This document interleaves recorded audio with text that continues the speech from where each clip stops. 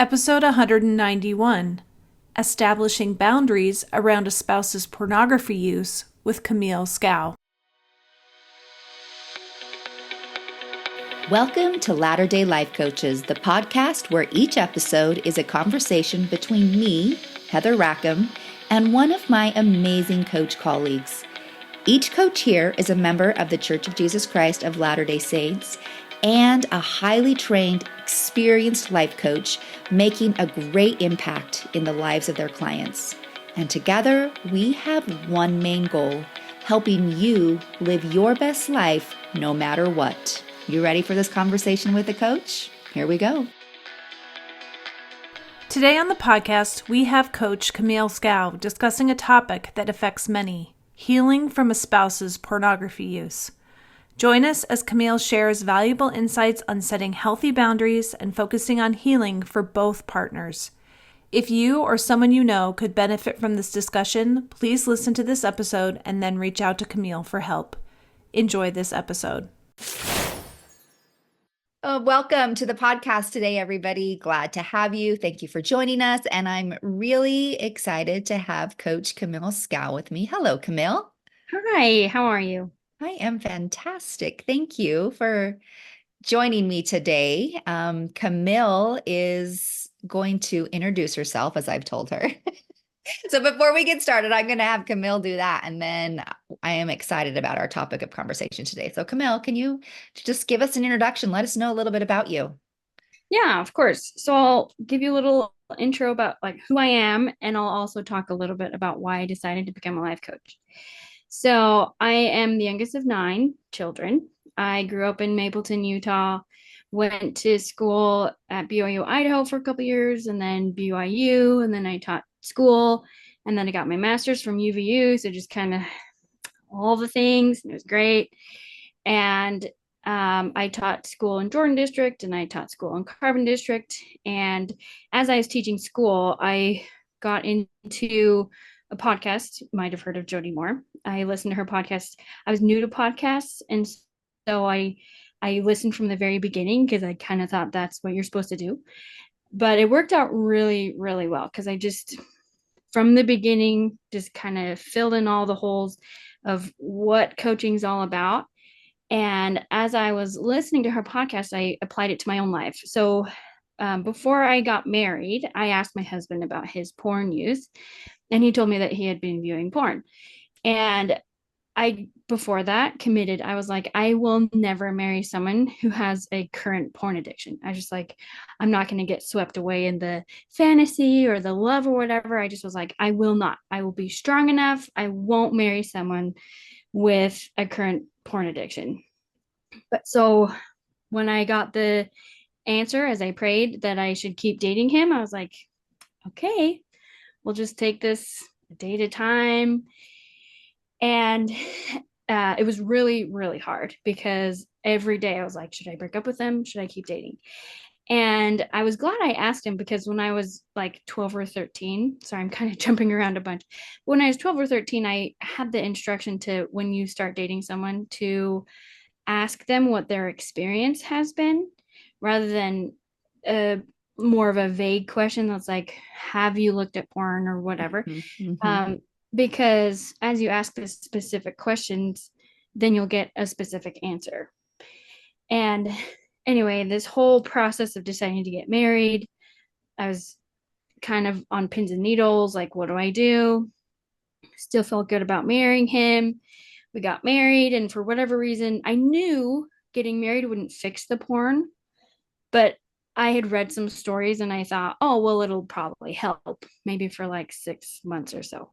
But then it was 2 weeks after we got married that he had a slip up, and it was like, what the heck? So I just was kind of floored.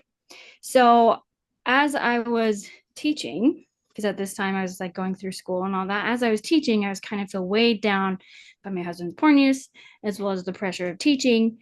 And then when I found this podcast about coaching, I was able to get a different perspective. And I was able to still love my husband and love my religion. Because there's this moment where I was laying in bed and I had just found out about a relapse. And I was like, well, I could just feel better if I just had a thought to like porn, because not liking porn is what's causing me to feel all this pain. But it was like, I don't want to like porn.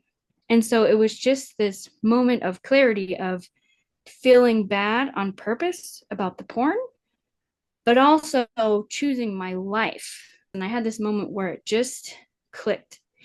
And it was after that that I was like, I need to help people find this balance. I need to help people be like, hate the porn, but love their husband, kind of a thing. Mm-hmm. And so that's what's kind of sent me on this mission of learning more specific ways to do that. So there's my story in a nutshell. Thank you so much for sharing that. And there's so many directions I could go right now with like asking a question and response. But one thing that I do have to point out from the get-go is that I loved that you didn't use coaching tools. And I'm going to go into this a little bit more specifically just a second, but you didn't use the tools. You didn't use them against you in any way. Meaning when you said, I could just have the thought, not, change my thoughts about porn and then it would all be better. I think sometimes we think when we learn that we can control our thoughts, we can manage our emotions with the controlling of our thoughts. We then, when it's not so easy to change a thought, or when we don't want to change a thought about something, we use it against us and we get upset with ourselves for not being able to just change or to think something different. And it is very wise for us to like intentionally see that we don't have to use these tools in any way against ourselves, to beat ourselves up, to make ourselves feel like we're just not capable of fixing something because of the way we're thinking.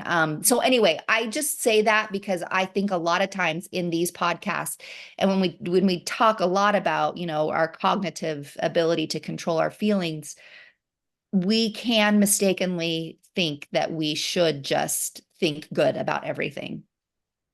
Right. Yeah. And there definitely have been times where I have kind of self-sabotaged with the thought Mm-hmm. work of adding all the shoulds. It's like, I Mm-hmm. know I could think this, and so I should think this so that I can just be happy. But Mm-hmm. this idea was, I really was able to dig deep about who I am.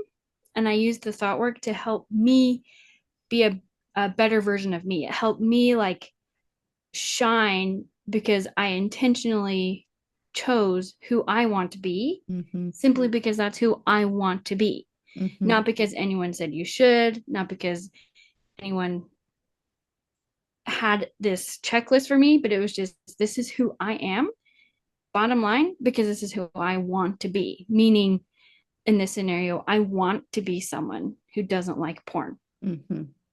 And I want to be someone who doesn't like porn and still love my husband. Yeah. So, yeah, Yeah. that's It powerful takes a stuff. lot of retrospective work to figure out who it is we want to be, what's most important to us. And then I don't want to say a lot of work because I think a lot of it falls into place, but it does take some effort to then live and be that person. And it's not going to just happen. Like we have to intentionally choose to be who we want to be. It doesn't just happen that way, but we do get to spend some time reflecting and really just deciding Yeah. who it is we want to be. And boundaries has really helped me with this in a way that I never thought of Ooh. boundaries before. Okay, expand. I would love to hear about it. Yeah.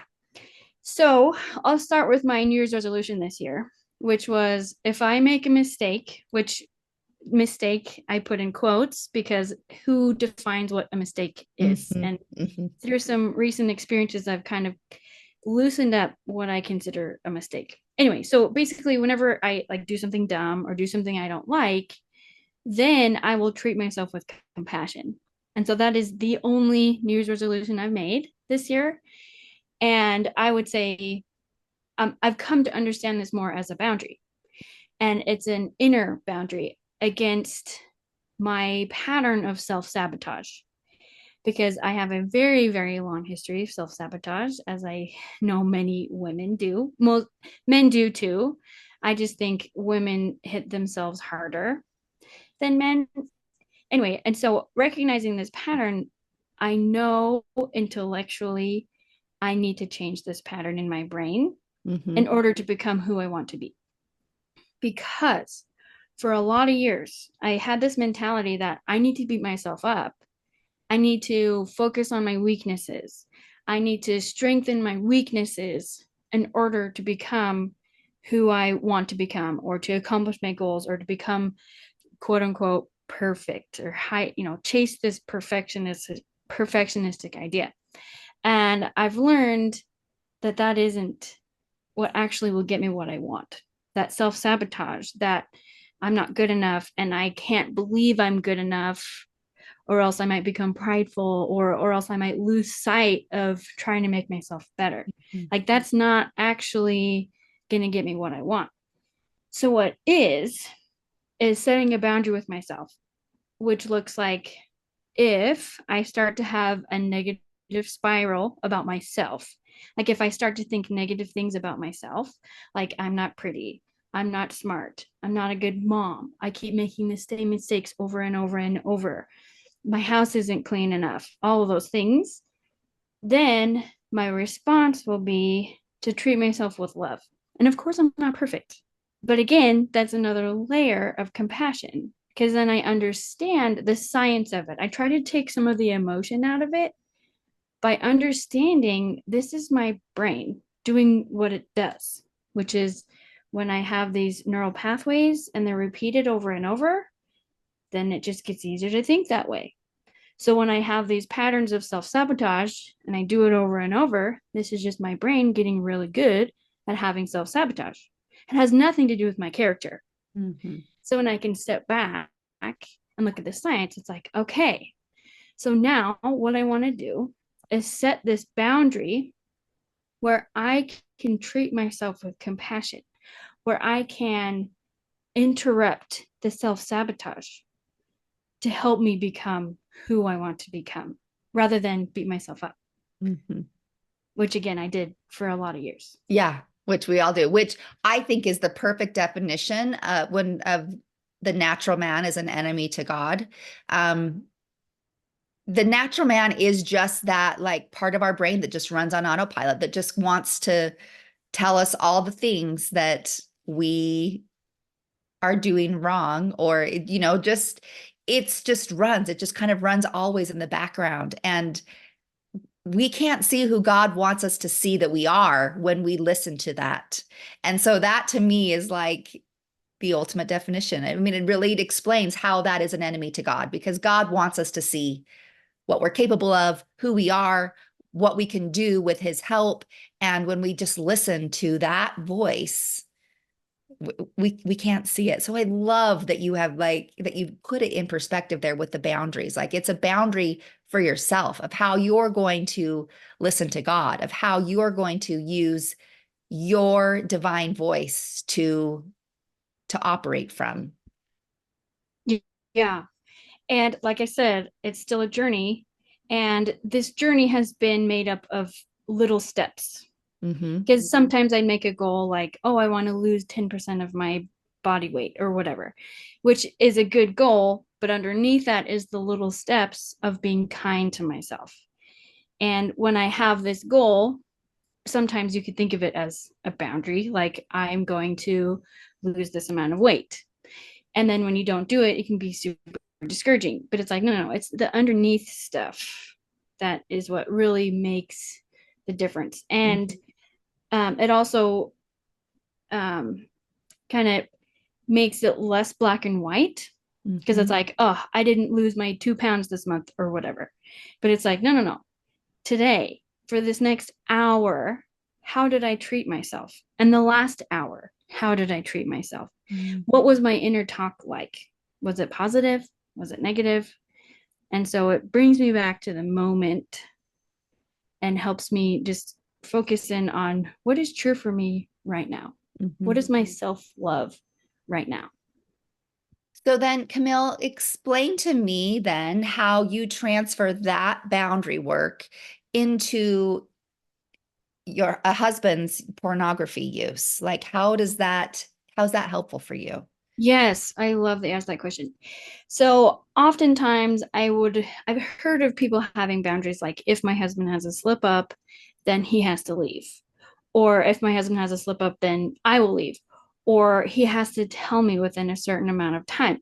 And it's like, yeah, those are more of the overlying boundaries. And I wouldn't even call them a boundary per se.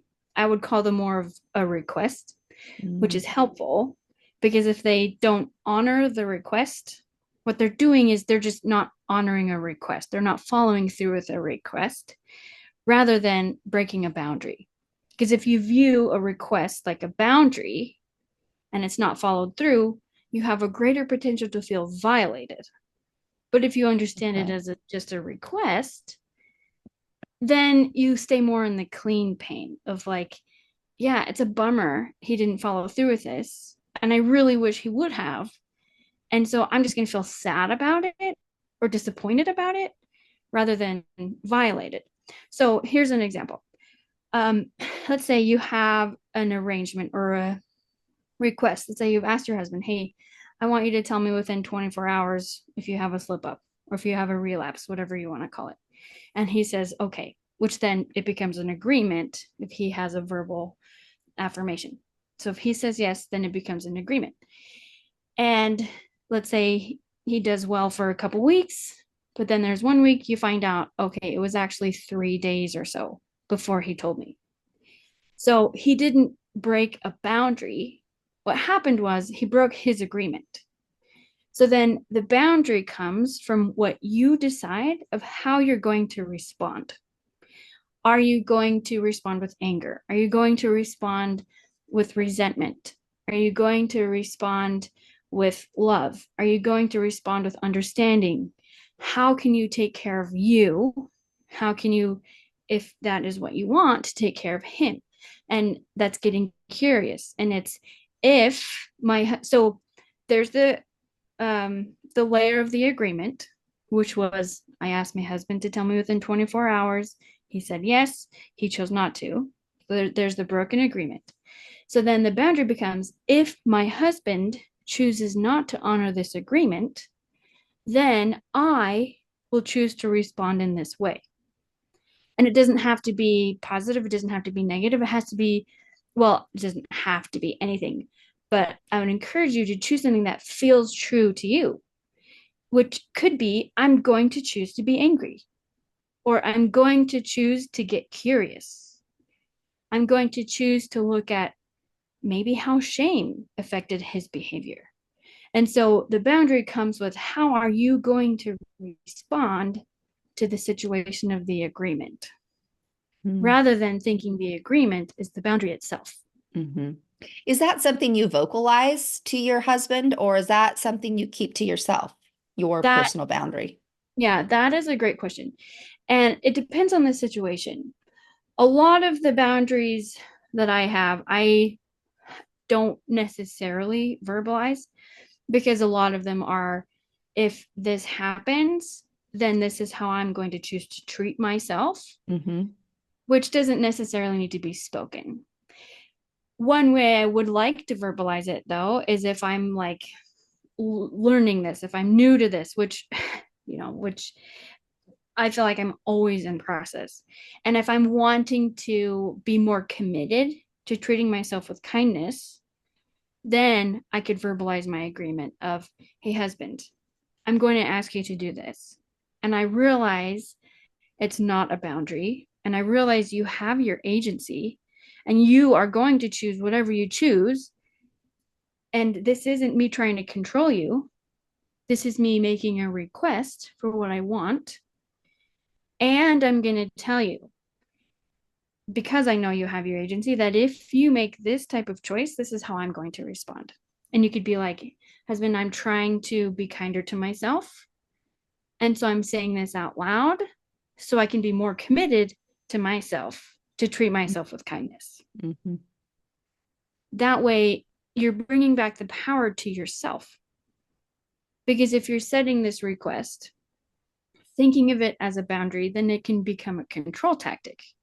Because then you're trying to make your husband have a certain behavior so that you can feel a certain way, which that's out of your control. Right. So what would you say? Because I can hear people listening to this right now in their brain going, it seems to me like she's just like condoning his behavior in some way if she doesn't, tell them that he can't do this or whatever. And I want to know your response. Yeah, I love that you asked that because I've had multiple people talk to me. They're like, it kind of sounds like you're just defending your husband's behavior. And as I've looked at my stuff, and it's like, it kind of does. And the deep down is I have to be connected with myself in order to find healing. Because if I don't have a certain level of healing, then I rely on outward scenarios, which I shouldn't, which doesn't. So outward scenarios don't, of course, actually create your feelings. But I look more outwardly. I don't know if this is making sense, but I look more when I'm not in healing, I look more outward for how I should feel when that's not healthy. So I have to make sure I am healed from the inside out. And then I can figure out what I want because I want it for me.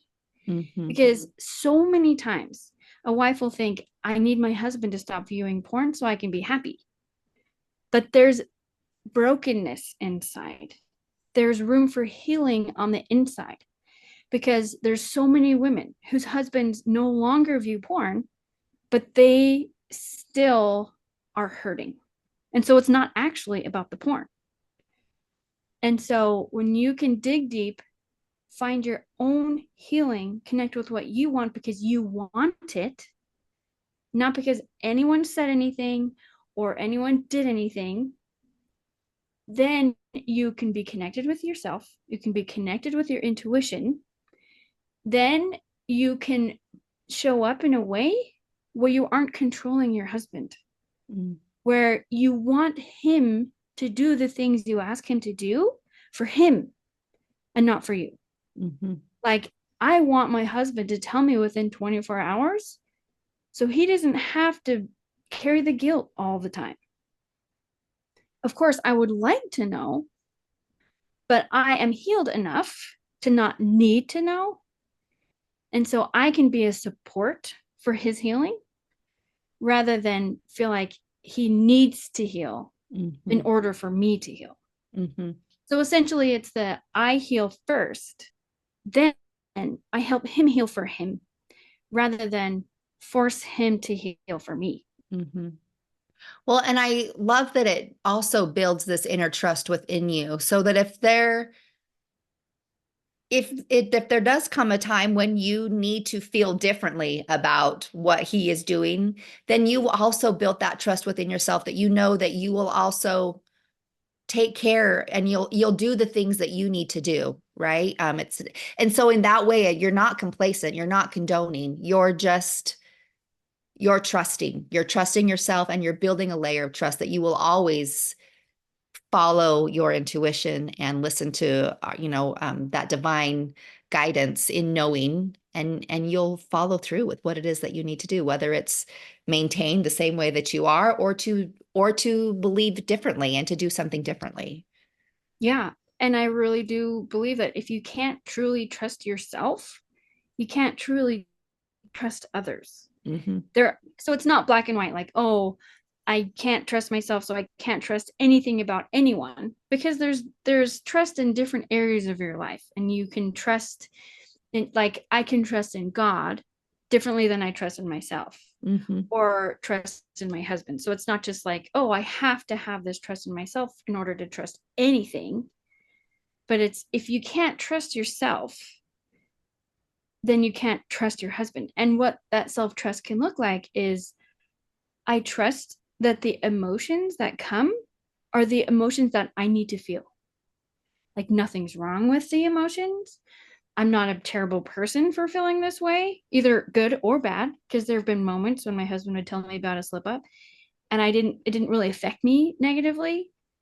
And then I felt bad that I didn't feel bad.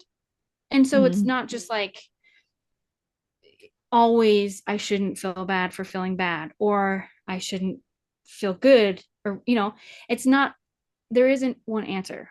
Right. It comes down to the self-awareness of, what do I need to process right now? What emotion do I need to feel right now because of who I am and because of where I am in my healing today? Okay. Okay. All right. So I would imagine that along with the viewing of pornography comes with this level or this feeling that there's untruths, there's lies happening within a marriage. Can we talk about that a little bit? Like what your thoughts about lying are and how you deal with that in relationship like this? Yes, of course. So here's kind of my soapbox. This is my opinion. This is what I've seen. Is I feel like there is a very, very wide spectrum of what a lie is. And I feel like oftentimes there's a lot of weight and there's a lot of heaviness to the word lie. For example, when I was teaching, if my students lied to me, like, it was the worst thing ever. Like, I could not tolerate it. Whereas there were other teachers who were like, yeah, I don't really care if my kid lie. And it was like not good or bad. It just kind of was. And as I've loosened up my understanding of lying when it comes to pornography and adding shame into that, and the very complex emotion of shame, which is like the lowest vibration of emotion. So basically, I think I heard Brene Brown talk about shame as being like the most toxic emotion. So when you add this into the mix, and then you're able to get curious, it's like they're often feeling shame, the husband who's viewing porn. They're feeling this toxic emotion. So, of course, they're not really going to know exactly how to tell the truth because they themselves are so consumed by this emotion that they're doing their best. They don't want to hurt their spouse any more than they already have. They don't want to make things worse. And so their intention isn't to deceive if they withhold information, which I know can sound like I'm defending their behavior. However, hear me out. So let's say a husband is withholding information, meaning they aren't telling their spouse for a couple years of their porn use because they have shame. They're not trying to deceive. They've been trying to take care of it on their own, even though they don't understand what's going on for them. And so they're trying to keep their relationship afloat, even though they know they have this vice. And then truth comes out a year later, and then the wife feels so devastated and so betrayed because they view it as lie after lie after lie after lie after lie. And so, which is easy because it's like, yeah, they didn't tell you something. And if you view that as like the worst lie ever, you're going to hurt yourself more. So if you are viewing this as a lie and like the worst lie ever, then you often layer on shames for yourself because you're like, how have I been married to this man for 3 years? Why did I marry him in the first place? How was I so naive? How was I so foolish to live the way I lived while all of this is going on? So when you think of this lie as heavy, then there's two very intense layers of shame: the shame for the husband, the shame for the wife. If you can clear up and lighten up this definition of lying and get curious about how shame affects our behavior, and you can get curious about why your husband didn't tell you that, and that it likely wasn't to deceive. It just likely was he was under so much shame, didn't know what to say. Then you can get curious, and then you can feel the sadness because you feel like they are lying to you. Oftentimes you get angry. And in this situation, anger would be a secondary emotion, which isn't going to help you in any way. But if you can take off that layer of anger and get to the real root of it, then you can feel sad. Then you can feel that deep sadness, which that sadness will help you heal. And letting yourself process that sadness will let you heal. It avoids resentment. It avoids all of those secondary emotions that keep you stuck. But it's not like, oh, I have to be happy about my husband lying, because that's not what I'm saying at all. Mm-hmm. What I'm saying is let yourself feel that raw emotion of your husband viewing porn, your husband struggling, your husband feeling so much shame, your husband wanting to tell you, but not knowing how to tell you, and your husband not knowing how you're going to respond. And it's like, there's a part of him that he knows that he's a great guy. Of course, he doubts that as he engages in this behavior. But he's trying to hold on to that he's a good guy and you're a wonderful woman, and that, yes, what you have is real. And there is this grip of pornography that can be so hard to get out of. Mm-hmm. And so hopefully this answers your question, but if you're able to loosen up your feeling of lying and change your story that he was withholding information because he was feeling shame, then you can access the sadness of the situation or whatever emotion it is that comes up for you. Maybe grief, definitely grief in the loss of the marriage that you thought you had. And then you can heal. And then you can see the beauty of all of the marriage that you do have. Right. If that makes sense. Yeah, totally does.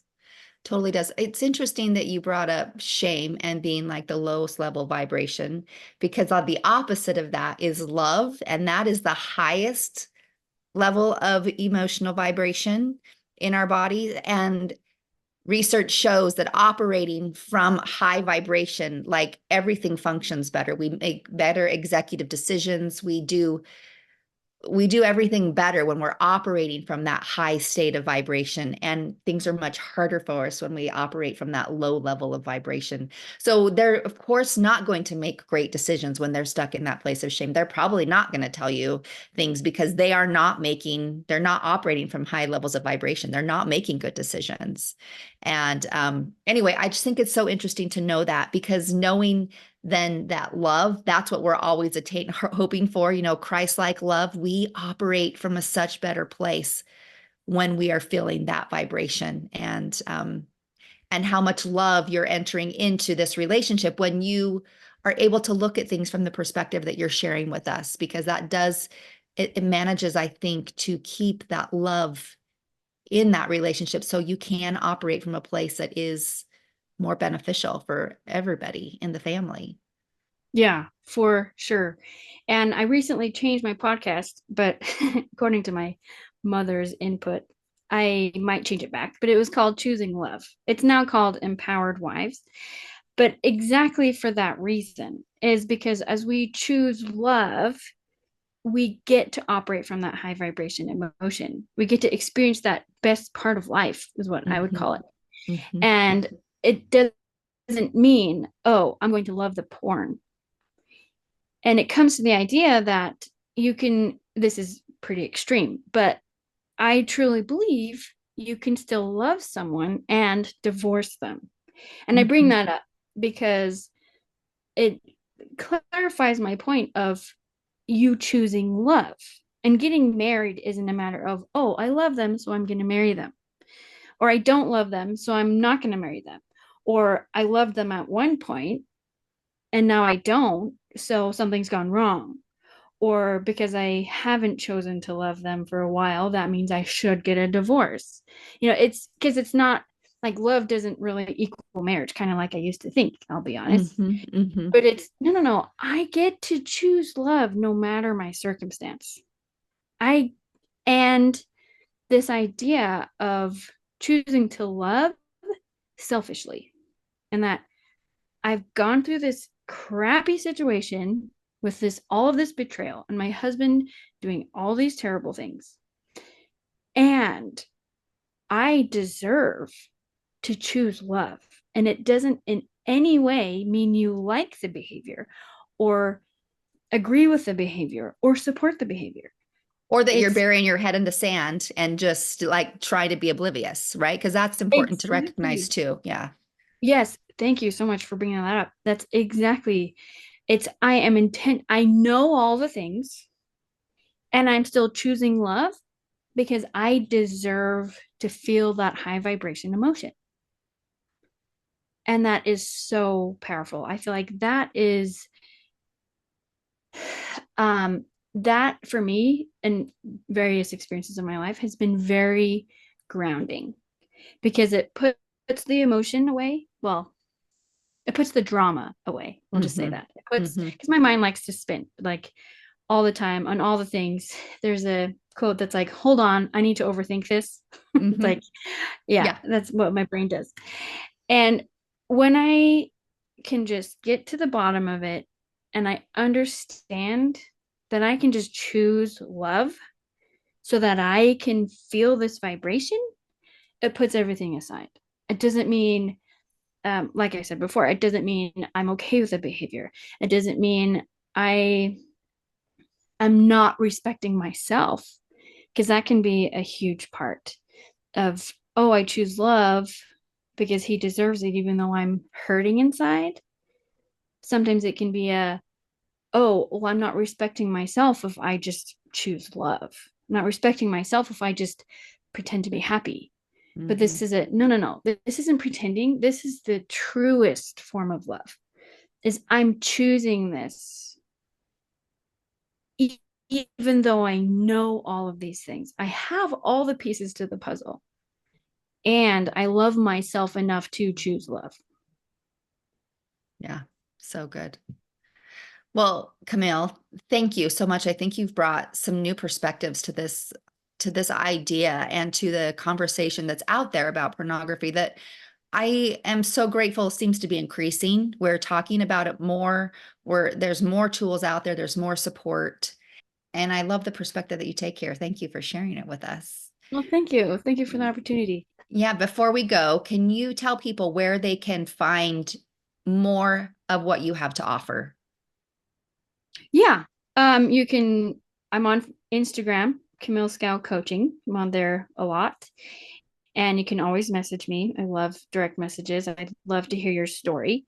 And I also have a website, camillescowcoaching.com.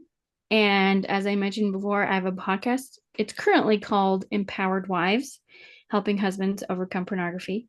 And we'll see how that goes. But Yeah, you can check that I out love too. it. It just goes to show that we can change our mind at any time, right?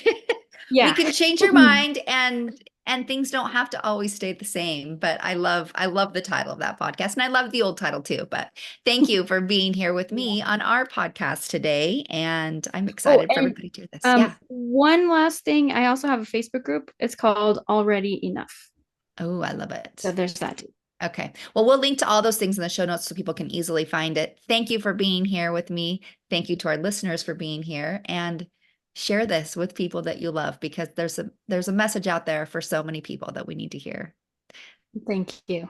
Have a good one, everybody. Hey, we just wanted to thank you for spending part of your day here with us at Latter-day Life Coaches and being part of this conversation. Share this with your friends so that you can have a conversation with them on this topic as well. And as always, subscribe so you don't miss a single episode. Have a good one, my friends.